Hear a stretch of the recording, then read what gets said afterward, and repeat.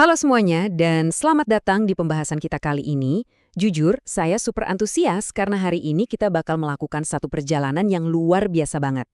Kita akan menelusuri rahasia kehidupan mulai dari tingkat yang paling mikro, yaitu sel-sel penyusun tubuh kita, lalu memperbesar pandangan ke aliran energi dan emosi, sampai akhirnya kita tiba di tingkat makro, yaitu posisi filosofis kita di alam semesta ini.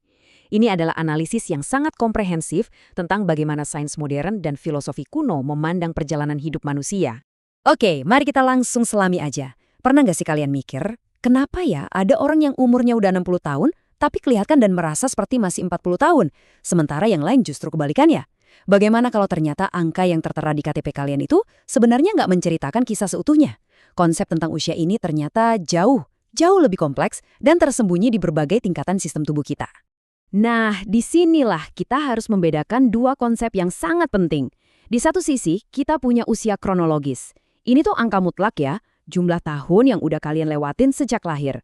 Waktunya terus berdetak di kecepatan yang sama, nggak bisa ditawar. Tapi di sisi lain, kita punya usia biologis. Ini adalah cerminan dari keadaan fisiologis dan fungsional tubuh kalian yang sebenarnya. Seseorang yang rajin olahraga, pinter mengelola stres, dan makannya benar, itu bisa punya usia biologis yang jauh lebih mudah. Sebaliknya, paparan stres yang kronis bisa bikin usia biologis kalian berlari lebih cepat. Jadi, poin krusialnya, jam biologis kita itu bisa bergerak lebih cepat atau malah jalan santai.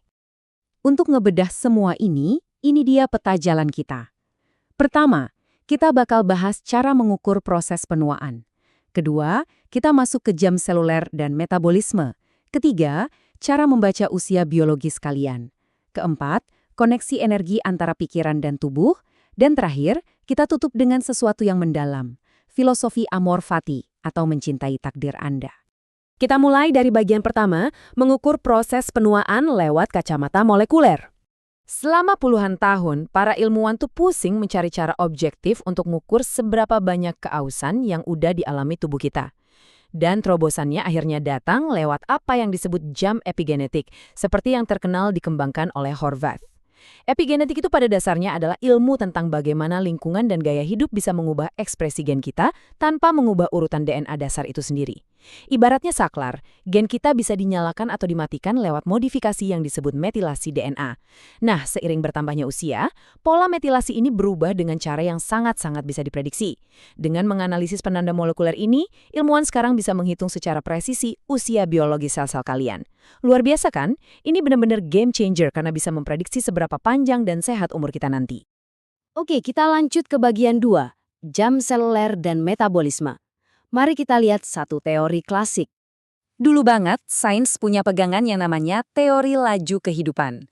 Diusulkan di tahun 1928 oleh Raymond Pearl, teori ini sebenarnya cukup masuk akal pada zamannya. Idenya simpel, makin cepat metabolisme suatu makhluk, makin cepat mereka membakar energinya, maka makin pendek umur mereka.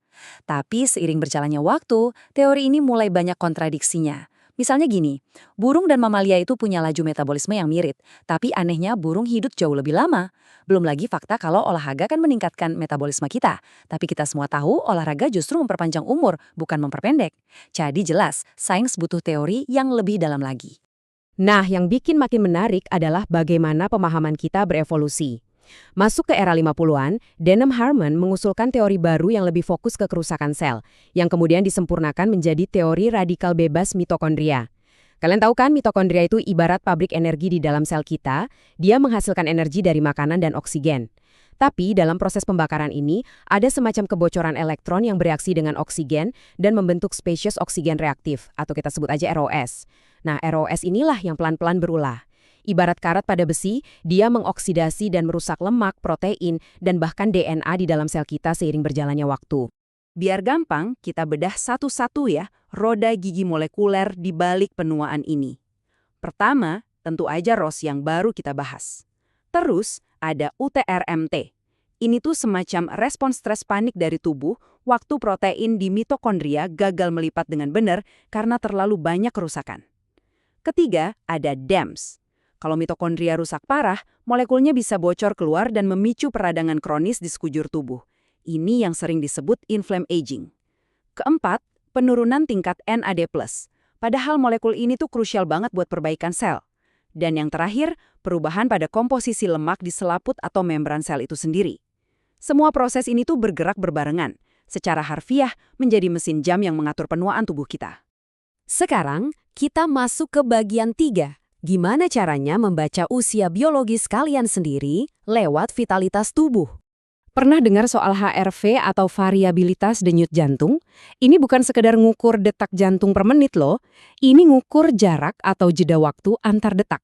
Dan percaya deh, ini adalah cermin paling jujur dari vitalitas tubuh kalian. HRV nunjukin seberapa seimbang sistem saraf simpati kita, yang bikin kita waspada dan siaga, dengan sistem parasimpati kita, yang ngurusin istirahat dan pemulihan. Kalau kalian stres kronis, keseimbangan ini hancur, dan HRV kalian bakal anjlok. Studi klinis udah ngebuktiin berkali-kali kalau HRV yang rendah itu prediktor yang sangat kuat untuk kelelahan, energi, dan bahkan jadi gerbang utama munculnya berbagai penyakit fisik. Kita tarik mundur sedikit ke bagian 4. Memahami koneksi energi antara pikiran dan tubuh.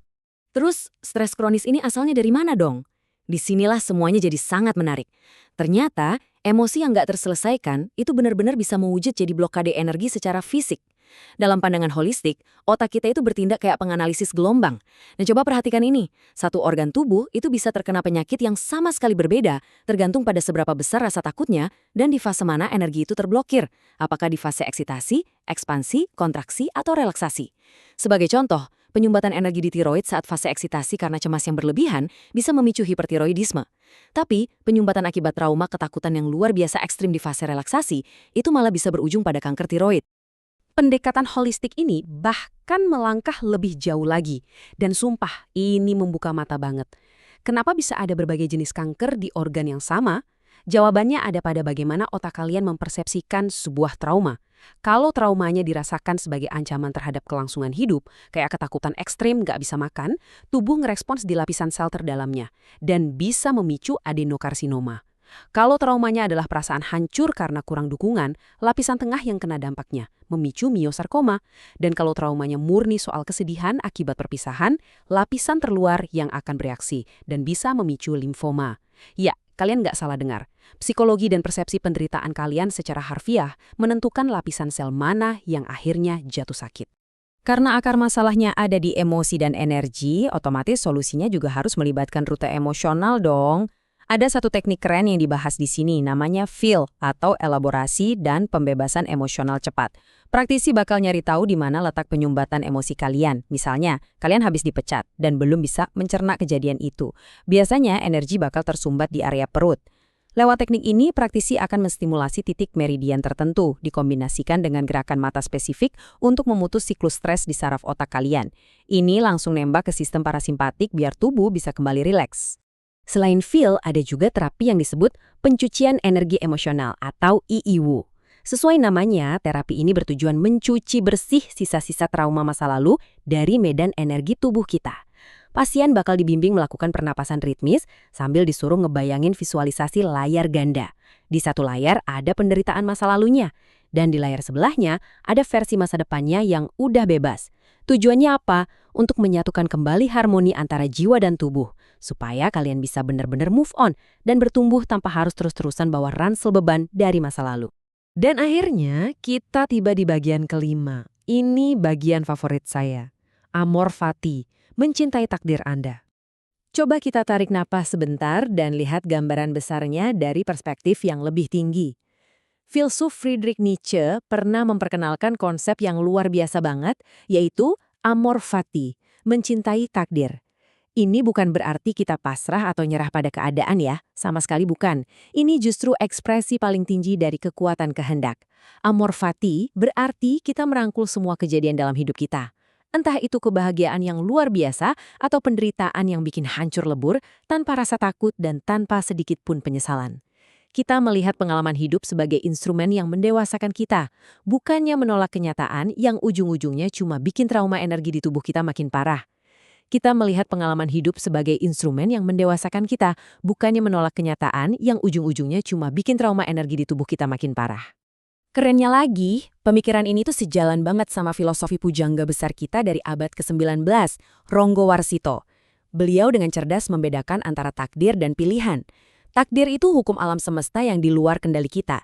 Misalnya, kita lahir di keluarga mana. Tapi pilihan, Itu adalah kebebasan mutlak kita.